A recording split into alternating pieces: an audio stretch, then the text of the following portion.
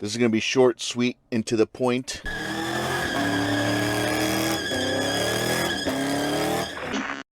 So I'm just showing you it's the 4.7 liter V8 I-Force engine with the 2UZ-FE engine motor.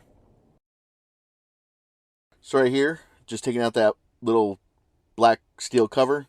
Two 10mm bolts hold that sucker on. You got to pop that thing off. You have to remove the snorkel for the air filter box. In the end, I actually ended up taking off the top cover to the top of the air filter, the engine air filter, because I couldn't get the clamp right there to come off. You also have to disconnect some wiring and some hoses on the back of the snorkel. That right there, my friends, is the mass airflow sensor, the MAF. I'll put a link down in the description below where I actually show you guys how to clean that. But you need to take those hoses off. And there's like 3 more right there at the top of the screen as well.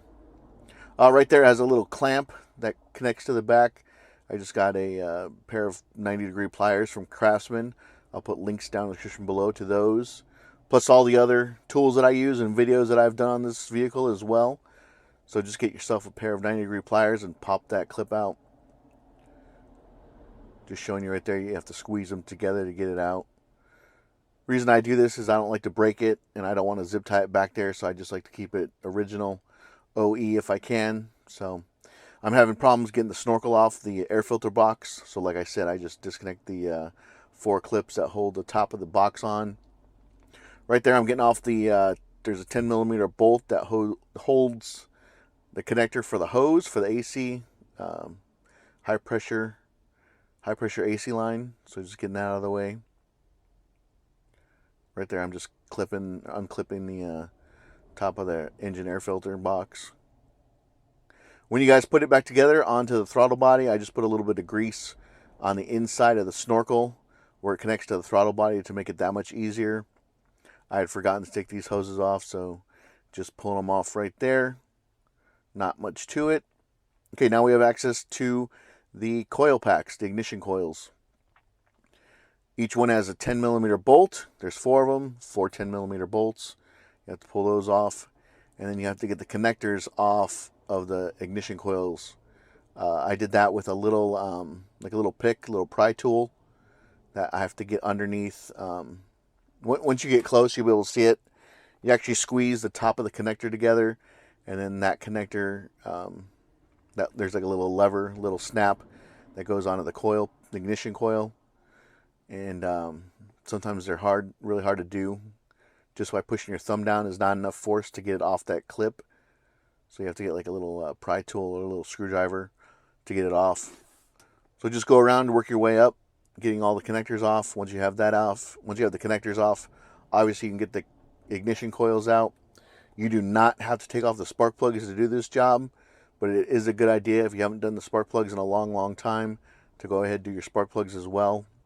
The reason I'm doing this is because you can see the valve covers have been leaking for a long time. They're leaking so much that it's actually getting down and going onto the exhaust manifold. So those 2 back bolts were the hardest bolts to get to. To get to those, I had to use a 1/4-inch ratchet with a 10mm socket, as well as a gear wrench ratcheting stubby 10mm wrench. So I have the valve cover off.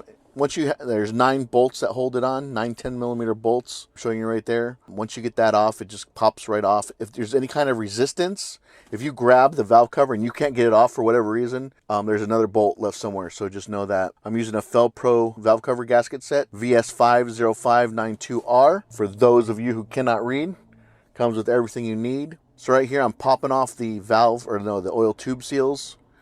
These suckers were just rotted. I mean, rock hard. When you install new ones, it's best if you put the new ones into the freezer for a couple days. It makes it going that much easier. You can also put grease on the outside of the oil tube seal to help it go in. And then when you actually install it, make sure you put grease on the inside of the oil tube seal, as well as the spark plug tubes on the engine side.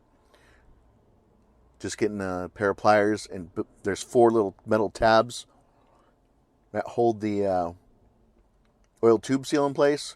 So just bending those up, and then once I get those up, I can put in the new oil tube seals, and then you just use a hammer to bang them back down. Like I said, I'm not going to show you guys how to do all 4 of them. Once you do one, you can pretty much figure out the rest of them. There is a way. There's an up and a down. Make sure the lip is facing down, or towards you, I should say. When I say down, I meant if the valve cover was right side up. So right there, I was able to push it in by hand. If you can't get in by hand for whatever reason, like I said, put them in the freezer. But if you can't get them in by hand, get a 32 millimeter socket, and you can push them in that way. Makes it a little bit easier. But also putting grease on the outside helps a lot as well to get them in. So you have to do this 7 more times. And then you take the little hammer, get the ball peen hammer, and get the round end and just tap those tabs back into place. So right here I'm getting some brake cleaner, cleaning off the engine side of where the valve cover sat. You need to clean up all the old gasket material, all the old oil, grease, grime, muck, mick. Get all that off. It would have been better if I actually if I put brake cleaner onto the towel and just put the towel down there and scraped everything off. So just fast forwarding. Right here, there's 2 half moon. I don't even know what you call them. Like they're half moon covers or half moon caps at the end of at the very back side of the valve cover, or where the valve cover sits. It's on the engine side towards the firewall. Just get a pair of pliers and pop them off. You need to clean that up. There's 2 of them. There's 2 on the driver's side. There's 2 on the passenger side. And then you need to use Toyota Seal Packing 103 Form in Place Gasket FIPG. That is the only stuff I use. Whether it be a Toyota, a Honda, a Hyundai, a Cadillac, a Chevy, it doesn't matter. I always use Toyota Seal Packing. And like I said earlier, I'll put links down to all this stuff that I use in this video. So right here, just scraping out the half moon area. I'll clean the half moons up and then put the FIPG on there as well. And then right near the front of the valve cover, there's 2 areas where you have to put a little bit of FIPG there. But I'll show you that here in a second. Okay, so have the half moon there. Cleaned them up. I have my Toyota Seal Packing 103 FIPG. Best stuff in the world. This stuff, what I like about it, it actually doesn't get hard. It stays rubbery, if that's a word. It stays pretty soft and coherent, and it is great at sealing out oil. So I'll just put a light coating on one side of the half moon. So I guess there's an in and an out for the half moon.